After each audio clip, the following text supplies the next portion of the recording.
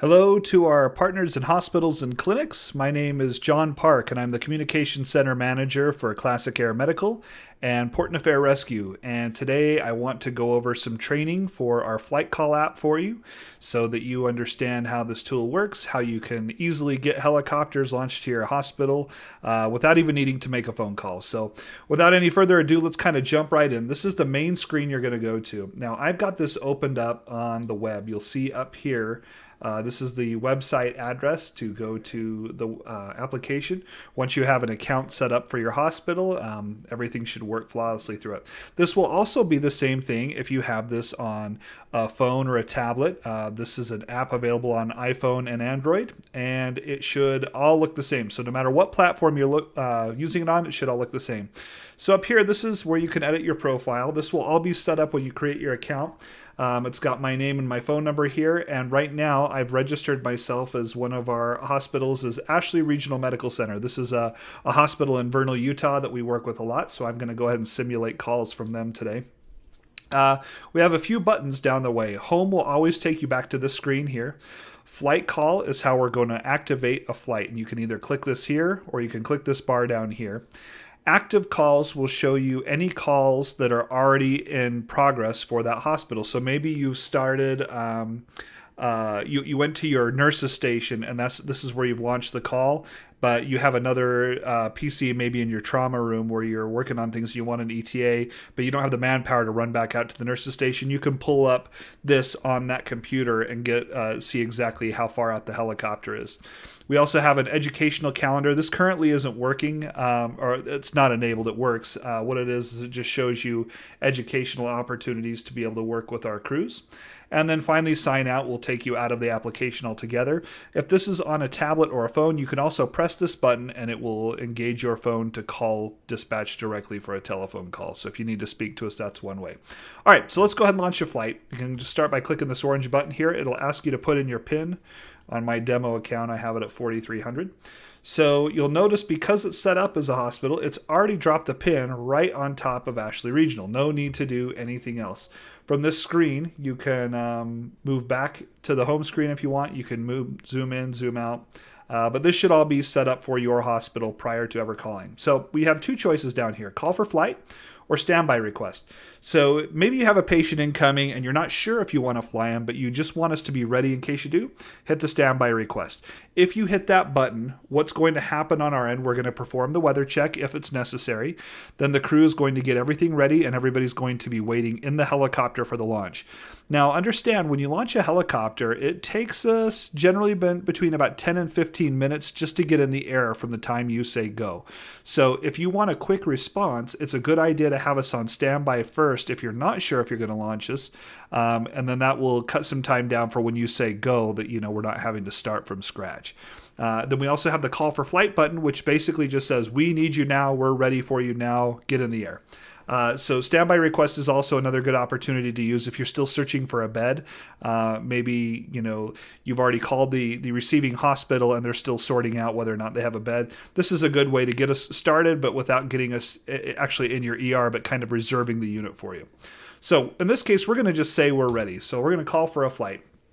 And you'll notice here the hospital is already pre-populated. The coordinates that we need to find you are pre-populated. Your address is already there. Your caller's name, which is, in this case, it's just going to say the hospital name here. We also have the callback number. And now right here at patient pickup unit, this is where you're going to start with what we need you to fill out. So you can type in ICU here. You can type ER. So we'll say this is going to be an ER room number 2. And then we got to choose where this patient's going to fly to. So once you click this, it will bring up this box to start typing. The best practice is start with the 2-letter initials of the state you're flying it to. So let's say we're going to fly this one into Intermountain Medical Center inside of Salt Lake, or actually let's use the University of Utah. So I type UT, and this is going to bring up all the hospitals in Utah that are in our system.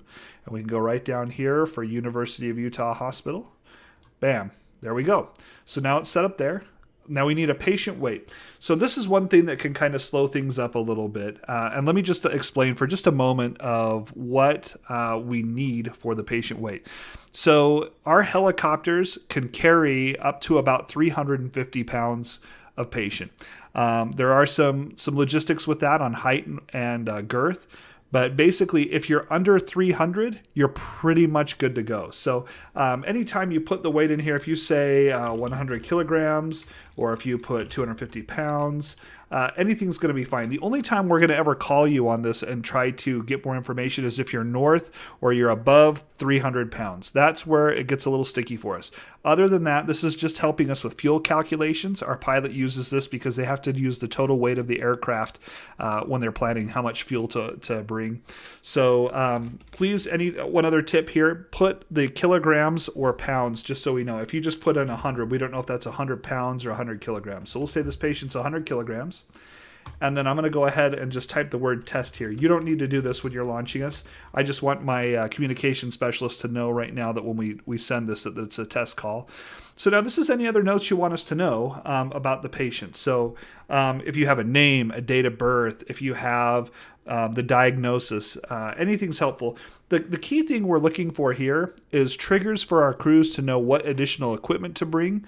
So maybe if we say that this is post, I'm going to put it in caps here, post cardiac arrest on a ventilator. That's pretty helpful for us. At this point, we're going to know we're going to need to bring a vent. There's probably going to be some pumps involved. This tells us a little bit of what we need. Now, to make it even smoother, if you can add in, I'll tell you all the information that would be nice to have. We would love the name, the date of birth, the gender if it's not obvious from the name, and diagnosis, and then whether or not they're intubated. Those are the key pieces of information that we can use. If you only put this, we're still going to launch. We understand you're busy. We understand that generally when you need a helicopter, it's pretty chaotic in your ER. No sweat. Put whatever you need to here. This just will help us out, and it will probably save a phone call coming back to your ER, and it will save everything. Has any other aircraft turned down this request? Now, this one's a super important one for us. In the air medical community, we want to make sure that our crews are safe, the patients are safe, and there's a number of reasons flights get turned down. And so just because another agency that maybe you call first turns you down for weather doesn't mean we're going to turn it down too. There's a lot of factors that come into this. So, but we do want to know if you called somebody else and they turned it down for weather so we can investigate why. We want to make sure we're seeing the same things they're seeing. But in this case, we'll say we were the first call. So nobody's turned it down for weather. And now we click confirm flight call. So now the computer is going to start doing its work. It's submitted the request. As soon as our CAD system receives it, you're going to see this light up here. Now, in real-time practice, the awaiting unit asset assignment might take just a little bit of time. And the reason for that is we have to do a weather check. And a weather check can take up to about 5 minutes.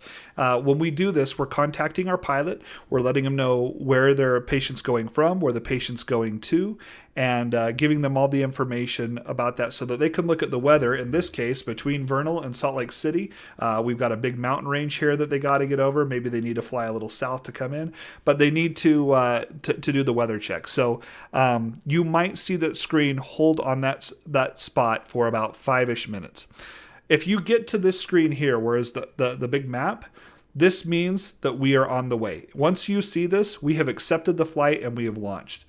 The only reasons we're going to call you is if A, the weather check wasn't good enough, or B, we just didn't have a unit available. We're only going to call you if we cannot help you with this call. So once you hit that awaiting assignment, you can walk away from the computer and you can get back to what you're doing and then come back and just make sure the screen came up, or your phone will be ringing shortly. So this screen here shows where the helicopter's at. In this case, it's showing it's on the pad at Ashley Regional. It's showing kind of the distance. But we'll get them over there. It'll give you an ETA of how long it'll take for them to arrive at your hospital.